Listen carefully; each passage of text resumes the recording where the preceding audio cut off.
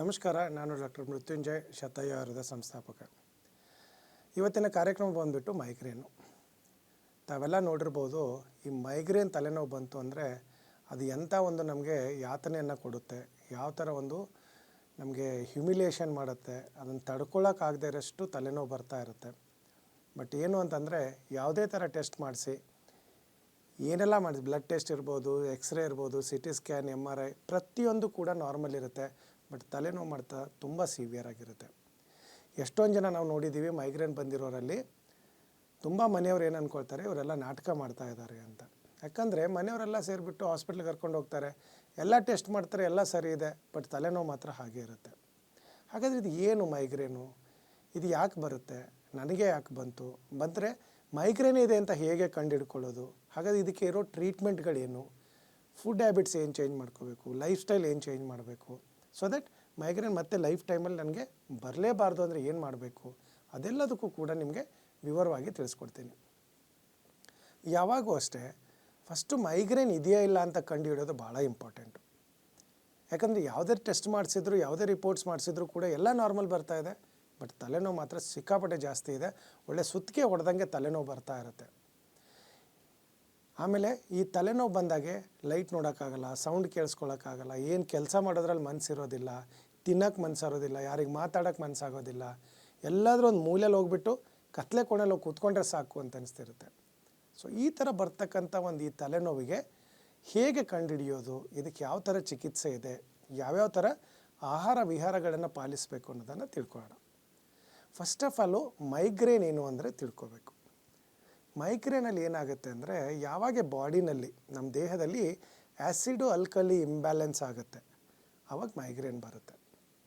Acid level increase ಆಯಿತು ಅಂದರೆ migraine, acid level ಕಡಿಮೆ ಆಯಿತು ಅಂದರೆ ಮೈಗ್ರೇನ್ ತಲೆನೋವು ಸ್ಟಾಪ್ ಆಗುತ್ತೆ. ಹಾಗೆ ಇದು ಏನು ಡಾಕ್ಟ್ರ್ ಇದು ಆ್ಯಸಿಡ್ ಅಂತಂದರೆ, ಸಿಂಪಲ್ಲಾಗಿ ಹೇಳಬೇಕು ಅಂದರೆ ಗ್ಯಾಸ್ಟ್ರಿಕ್ ಪ್ರಾಬ್ಲಮ್ ಅಂತ ಹೇಳ್ತೀವಿ. ನೀವು ನೋಡಿ ಬೇಕಾದರೆ ಮೈಗ್ರೇನ್ ಇರೋರಿಗೆಲ್ಲ ಒಂಥರ ಹೊಟ್ಟೆ ಉರಿ ಆಗೋದು, ಎದೆ ಉರಿ ಆಗೋದು, ಹುಳಿ ತೇಗ್ ಬರೋದು, ಕೈಕಾಲು ಉರಿ ಆಗೋದು, ಕಣ್ಣು ಉರಿ ಆಗೋದು, ವಾಂತಿ ಬಂದಂಗೆ ಆಗೋದು, ಅದೆಲ್ಲ ಆಗುತ್ತೆ. ಮೈಗ್ರೇನಲ್ಲಿ ಒಂದು ಟಿಪಿಕಲ್ ಆಗಿ ಯಾವ ಥರ ಕಂಡುಹಿಡಿಬೇಕು ಈ ಮೈಗ್ರೇನು ಅಂತಂದರೆ, ಯಾವಾಗಲೂ ಅಷ್ಟೇ ಮೈಗ್ರೇನ್ ಅಂದರೆ ಕೆಲವೊಂದು ಕಡೆ ತುಂಬ ಜನ ಹೇಳ್ತಾರೆ ಅದನ್ನು ಅರ್ಧ ತಲೆನೋವು ಅಂತ ಹೇಳ್ತಾರೆ. ಅಂದರೆ ಈ ಮೈಗ್ರೇನ್ ಬಂದಾಗೆ ಯಾವುದಾದ್ರೂ ಒಂದು ಭಾಗದಲ್ಲಿ ಬರುತ್ತೆ, ರೈಟಿಗಾದರೂ ಇರ್ಬೋದು ಅಥವಾ ಲೆಫ್ಟಿಗಾದರೂ ಇರ್ಬೋದು, ಯಾವುದಾದ್ರೂ ಒಂದು ಕಡೆ ಬರುತ್ತೆ. ಬಟ್ ಕೆಲವೊಂದು ಮೈಗ್ರೇನಲ್ಲಿ ಇಡೀ ತಲೆ ಕೂಡ ನೋವು ಬರುತ್ತೆ. ಸೊ ಇಂಪಾರ್ಟೆಂಟಾಗಿ ಮೈಗ್ರೇನ್ ಅಂದರೆ ಅರ್ಧ ತಲೆನೋವು, ಯಾವುದೋ ಒಂದು ಕಡೆ ಬರುತ್ತೆ, ರೈಟು ಅಥವಾ ಲೆಫ್ಟು, ಕೆಲವೊಂದು ಸರಿ ಫುಲ್ ತಲೆನೋವು ಕೂಡ ಬರುತ್ತೆ. ಎರಡನೇ ಸಿಂಪ್ಟಮ್ ಬಂದುಬಿಟ್ಟು, ಈ ತಲೆನೋವು ಬಂದಾಗೆ ಲೈಟ್ ನೋಡೋಕ್ಕಾಗೋದಿಲ್ಲ ಅಥವಾ ಸೌಂಡ್ ಕೇಳೋಕ್ಕಾಗೋದಿಲ್ಲ, ಬೆಳಕು ನೋಡೋಕ್ಕಾಗಲ್ಲ, ಸೌಂಡ್ ಕೇಳೋಕ್ಕಾಗಲ್ಲ. ಹಾಗೇನಾದರೂ ಇತ್ತು ಅಂತಂದರೆ ಅದು 100% ಮೈಗ್ರೇನ್. ಜೊತೆಗೆ ಮೂರನೇದು ತುಂಬ ಇಂಪಾರ್ಟೆಂಟು, ಈ ಥರ ತಲೆನೋವು ಬಂದಾಗೆ ವಾಂತಿ ಬಂದಂಗೆ ಏನಾದರೂ ಆಯಿತು ಅಂತಂದರೆ, ಅಥವಾ ಕೆಲವೊಂದು ಸರಿ ವಾಂತಿ ಮಾಡಿದಾಗೆ ತಲೆನೋವು ಕಡಿಮೆ ಆಯಿತು ಅಂದರೆ ಅದು 100% ಮೈಗ್ರೇನ್. ಹಾಗಾದರೆ ಇದಕ್ಕೆ ಏನು ಮಾಡಬೇಕು? ಆಮೇಲೆ ತುಂಬ ಇಂಪಾರ್ಟೆಂಟ್ ನಾಲ್ಕನೇದು, ಇದು ಬಂತು ಅಂದರೆ ತಲೆನೋವು 4 ಗಂಟೆಯಿಂದ 3 ದಿನವರೆಗೆ ಇರುತ್ತೆ. ಯಾಕೆ 4 ಅವರ್ಸ್ ಕೆಳಗಡೆ ಕಡಿಮೆ ಆಗೋಲ್ಲ ಇದು. 4 hours to 72 hours ಅಂತ ಹೇಳ್ತೀವಿ, ಅಂದರೆ 3 ದಿವಸ. ಕೆಲವರಿಗೆ ಕಂಟಿನ್ಯೂಸ್ 3 ದಿವಸವರೆಗೆ ಇರುತ್ತೆ, ಕೆಲವರಿಗೆ ಬಿಟ್ಟು 3 ದಿವಸವರೆಗೆ ಇರುತ್ತೆ, ಆಮೇಲೆ ನಿಂತೋಗುತ್ತೆ, ಮತ್ತು ಇನ್ನೊಂದು ನೆಕ್ಸ್ಟ್ ಸೈಕಲ್ ಬರ್ತಾ ಇರುತ್ತೆ. ಇದು ಇಷ್ಟೆಲ್ಲ ಸಿಂಪ್ಟಮ್ಸ್ ಇರೋದು ಮೈಗ್ರೇನ್. ಹಾಗೆ ಇದು ಹೇಗೆ ಬರುತ್ತೆ, ಯಾಕೆ ಬರುತ್ತೆ ಮೈಗ್ರೇನು?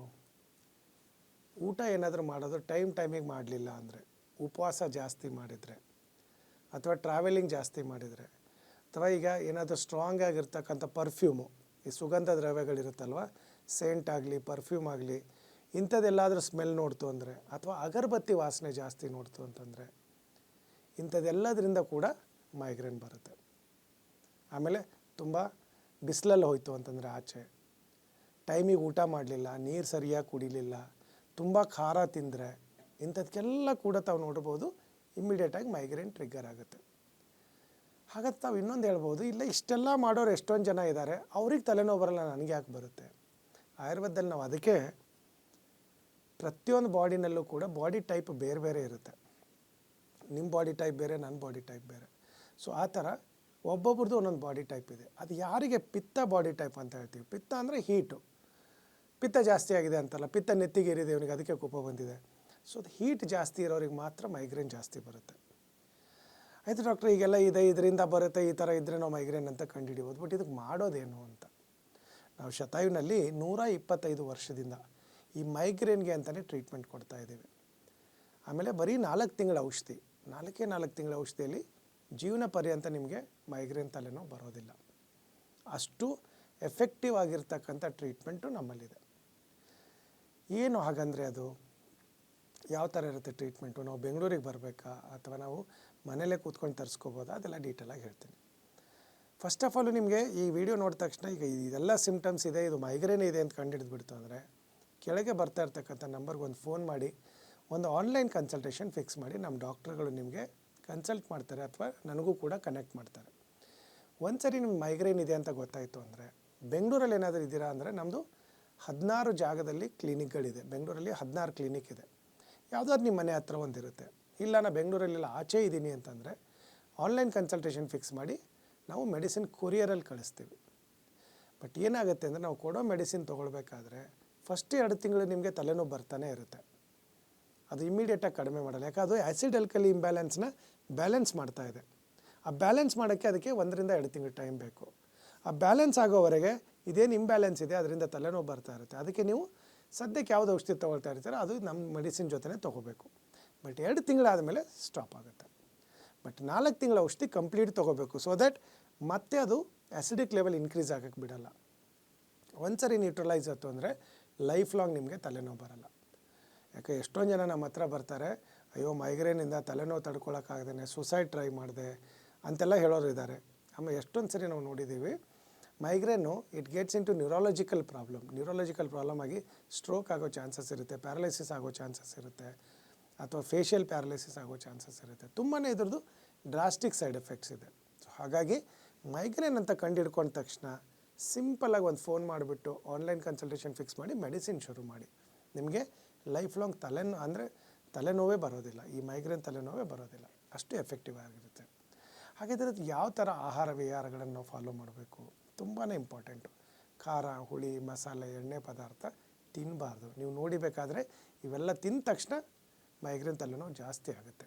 ಆಮೇಲೆ ಟೈಮಿಗೆ ಊಟ ಮಾಡಬೇಕು. ಅದರಲ್ಲೂ ಈ ಗೃಹಿಣಿಯರು ಇರ್ತಾರಲ್ಲ ಮನೇಲಿ ಹೆಣ್ಮಕ್ಳು, ಅವರು ಎಲ್ಲರಿಗೂ ತಿಂಡಿ ಮಾಡಿಕೊಟ್ಟು ಅಡುಗೆ ಮಾಡಿ ಎಲ್ಲ ಮಾಡಿ ತಿನ್ನೋಷ್ಟರಲ್ಲಿ 10-11 ಗಂಟೆ ಮಾಡ್ತಾರೆ ತಿಂಡಿ ತಿನ್ನೋಕ್ಕೆ.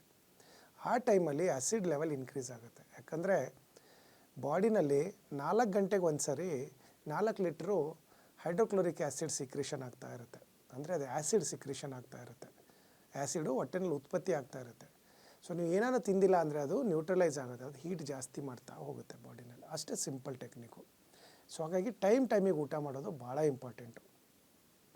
ಬೆಳಗ್ಗೆ ತಿಂಡಿ, ಮಧ್ಯಾಹ್ನ ಊಟ, ಸಾಯಂಕಾಲ ತಿಂಡಿ, ರಾತ್ರಿ ಊಟ 4 ಸರಿ ತಿನ್ನಲೇಬೇಕು.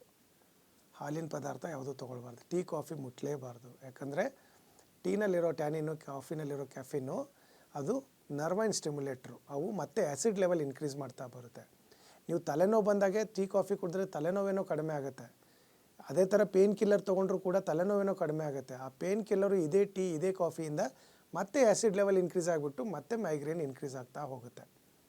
ಅದಕ್ಕೆ ಮಾತ್ರೆ ತೊಗೊಳ್ಳೋದು ನಿಲ್ಲಿಸಂಗಿಲ್ಲ, ತೊಗೊಂಡ್ರೆ ಮತ್ತೆ ಮೈಗ್ರೇನ್ ಬರ್ತಾ ಇರುತ್ತೆ.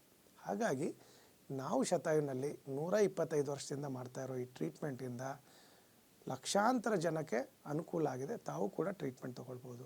ಇಲ್ಲ ಡಾಕ್ಟರ್ ನಮ್ಗೆ ಇಲ್ಲಿ ಬೇಡ, ನಾವು ಬೆಂಗಳೂರಿಗೆ ಬಂದು ಉಳ್ಕೊಂಡು ಟ್ರೀಟ್ಮೆಂಟ್ ತೊಗೊಳ್ಬೋದಾ ಅಂದರೆ, ಬೆಂಗಳೂರು ಇಂಟರ್ನ್ಯಾಷನಲ್ ಏರ್ಪೋರ್ಟ್ ಹತ್ರ ನಮ್ಮ ಶತಾಯು ಆಯುರ್ವೇದ ಯೋಗ ರಿಟ್ರೀಟ್ ಅಂತ ಇದೆ. ಅಲ್ಲಿ 1 ವಾರ ಉಳ್ಕೊಂಡ್ರೆ ಸಾಕು. ಪ್ಲಸ್ ಮೆಡಿಸಿನ್ ಕಾರ್ಡ್ ತೊಗೊಂಡು ಹೋಗ್ಬಿಡ್ತು ಅಂತಂದರೆ ಲೈಫ್ ಲಾಂಗ್ ನಿಮಗೆ ಮೈಗ್ರೇನ್ ಬರಲ್ಲ.